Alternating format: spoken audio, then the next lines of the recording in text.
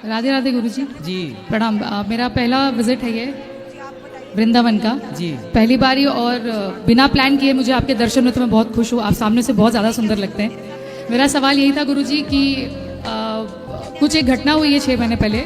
मैंने अपने छोटे भाई को खो दिया। 30 वर्ष की आयु में हमने उसे विदा कर दिया। तो मुझे जानना था कि मेरी मम्मी जो है, मेरी माता जी, वो बहुत ज़्यादा भक्तिपूर्वक है और वो हर चीज़ों में उपवास व्रत सब चीज़ करती है। इनफैक्ट मैं भी बहुत ज़्यादा 1 साल से जुड़ी हुई हूँ, राधे कृष्ण जी से सबसे मानती हूँ। तो मुझे ये जानना था कि अच्छा, और वो खुद जो मेरा भाई था वो खुद हनुमान जी का परम भक्त था और हर सोमवार को वो शिव जी के मंदिर, शनिवार को हनुमान मंदिर जाता था। तो ऐसे क्यों होता है कि जो ज़्यादा भक्ति में है या भगवान की पूजा पाठ करते हैं उन्हें कष्ट कम के बजाय और मिलते रहता है? और 6 महीने से जो सिचुएशन है वो काफ़ी डिफिकल्ट है। कितने भाई हैं आपके? मेरा एक ही भाई था, बस वही था गुरुजी। और ये बहुत अचानक से ही हुआ। हम शादी हो गई थी? जी, 1 साल हुई थी शादी को। शादी के 1 साल के अंदर ही वो खत्म हो गया। मतलब पिछले साल उसकी शादी की। हम लोग जिस महीने में उसकी शादी की तैयारी कर रहे थे, इसी साल उसी महीने में हम उसकी 10वीं 12वीं कर रहे थे। तो समझ नहीं आता कि ये अचानक से कैसे हुआ। वो सिर्फ 30 साल का था और एक ही भाई था। मेरे माँ का एक ही पुत्र था। मैं बड़ी हूँ, मुझसे छोटे थे। आपका विवाह हो गया? जी, तो ये हाँ अभी हुआ है 2-3 साल पहले। देखो, ये संसार जो है, हर व्यक्ति यहाँ अपना कर्म दंड भोगने आता है। आपका जो भाई है कितने 30 साल की उम्र में गया? जी जी।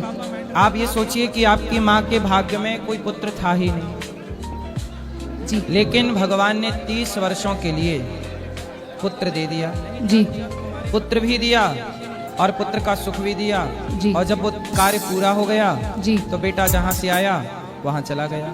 जी।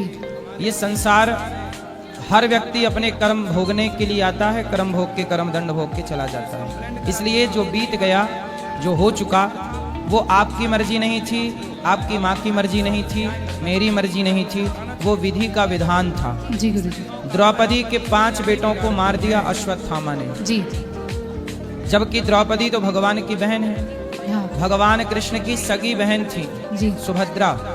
उनके बेटे को, अभिमन्यु को मार दिया जी महाभारत में। जी जबकि भगवान कृष्ण के सगे भांजे थे। जी लेकिन होनी और विधि के विधान को कौन टाल सकता है? जिसका टाइम जितना है जी वो उतना अपना टाइम पूरा करके चला ही जाएगा। इसलिए समझदारी ये है कि हम लोग शोक ना करें। जी उसकी याद जो जितने दिन था, बस उतने दिन का वो हमारा साथी था। जी नहीं है, अब वो हमारा नहीं है। अब उसकी याद हमें सताएगी, जी रुलाएगी, कष्ट देगी। जी इसलिए याद ना किया जाए। जितनी याद बेटे की, भाई की, अपनों की है, उतनी ही याद यदि भगवान की करें हम जी। सब, तो हम सबकी गति सुधर जाएगी। वो तो कर ही रहा है गुरुजी। बस मुझे अपने माता पिता को देख के थोड़ी तकलीफ अब आप होती ये है। पूछ रहे हैं कि बहुत पूजा करते थे, बहुत पाठ हाँ, करते थे, ऐसे क्यों? तो मृत्यु क्यों हो गई?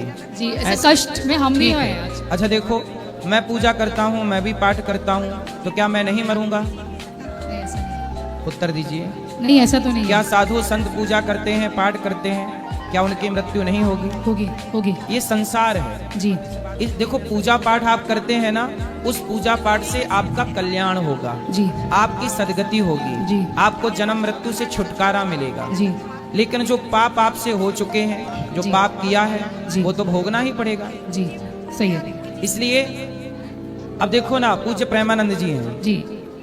दिन भर भजन करते हैं, दिन भर भक्ति करते हैं, लेकिन आखिर उनको भी कष्ट है ना किडनी फेल होने का। जी है। सही दिन है। भर वो परेशान रहते हैं शरीर से। जी क्यों? उनके भजन का जो पुण्य है, जी। उनके भजन से उनका आगे का जीवन बनेगा, सदगति होगी, मोक्ष होगा उनका। जी। लेकिन जो उनका प्रारब्ध था, जी वो प्रारब्ध लेके आए थे, तो वो रोग भोगना पड़ रहा है। करेक्ट। आपके भजन से भी, आपके भजन से, आपकी भक्ति से अगला जीवन तो बेहतर होगा। लेकिन जो पाप हो चुके हैं, अब वो पाप कहाँ जाएंगे? सही कह रहे हैं। तो वो हम सबको भोगने पड़ते हैं। जी, गुरु। इसलिए संत लोग हंस के भोगते हैं, संसार के लोग रो के भोगते हैं। फर्क कितना है? संत लोग ये जान जाते हैं कि ये मेरा था, ये मुझे भोगना है। माधव दास जी भगवान के बहुत बड़े भक्त थे, अच्छा। लेकिन वो बीमार पड़ गए। और जब वो बीमार पड़े तो भगवान जगन्नाथ जी उनकी मलमूत्र की लंगोटी धुल रहे थे।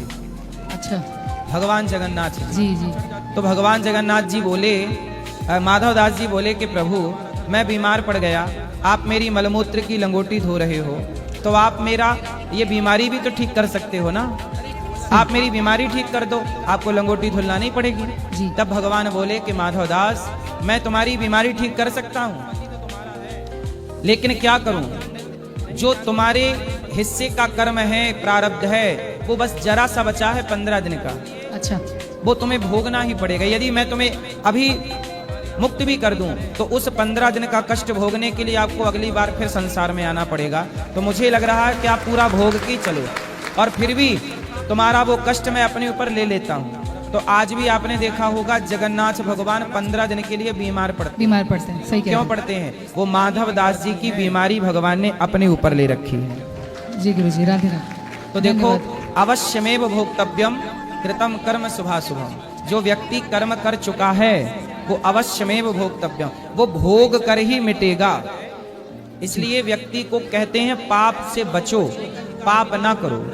आपका जो पुण्य है, जो आज का भजन है, इस भजन से आपकी आगे सदगति होगी, आपका आने वाला कल सुधरेगा, आने वाला मोक्ष मिलेगा, सदगति होगी, जन्म मृत्यु से मुक्ति मिलेगी। पर जो हो चुका था वो अब देखो बड़े बड़े संतों को भी भोगना पड़ता।